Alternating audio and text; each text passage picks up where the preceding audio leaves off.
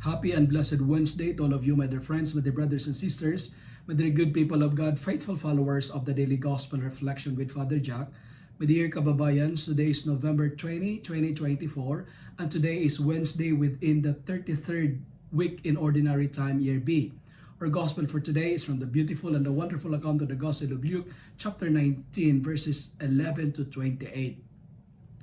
Stewardship is the theme on today's Gospel. Each and every one of us has been blessed and given by God with different gifts according to our ability and capacity. We are all blessed. All that we had is from God. Everything is from God. That's how generous our God is. He gave us something because He wanted us to make it grow, to make our gifts multiplied, and God wants us to prosper. He wants us to overflow in abundance. But the gospel is warning us, when you are giving and sharing some of your gifts, some may not like it. There will be resistance, there will be critics, there will be people who doesn't give you the thumbs up, there will be enemies. And as what the gospel says, we do not want this man to rule over us. You are a harsh man. You take what you did not deposit. You know what, my dear friends, my dear brothers and sisters, I would like you to listen to this. There will be no progress if there's resistance. There will be no growth if you hate somebody. You will not grow if you are motivated by bias.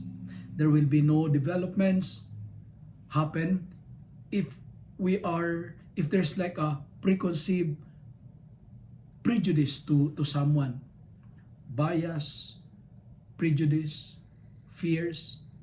This will make our life paralyzed.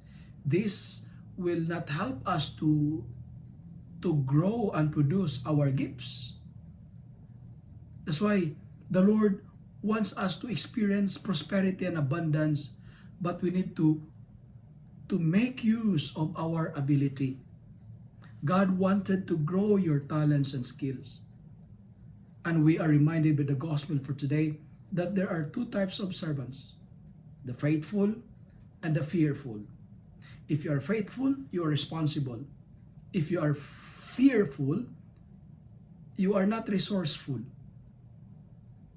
But my dear friends, those who are faithful and responsible, the gospel says, you will be rewarded. Your blessings will be doubled. Yet those who are fearful and not resourceful, their blessing will be turned into nothing. To everyone who has, more will be given. But from the one who has not, what he has will be taken away. My dear friends, my dear brothers and sisters, today the Lord wants us to multiply our blessings, but we need to be faithful. And let me end my reflection by saying, people are like music. Like music because some speak the truth, others are just noise. Christian life is like music. Some have the high notes and some has low notes.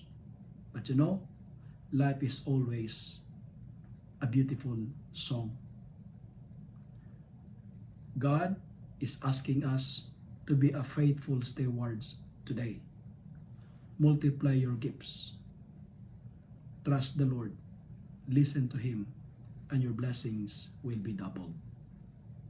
If you love and like this reflection, kindly share it with your friends. Share it with your family.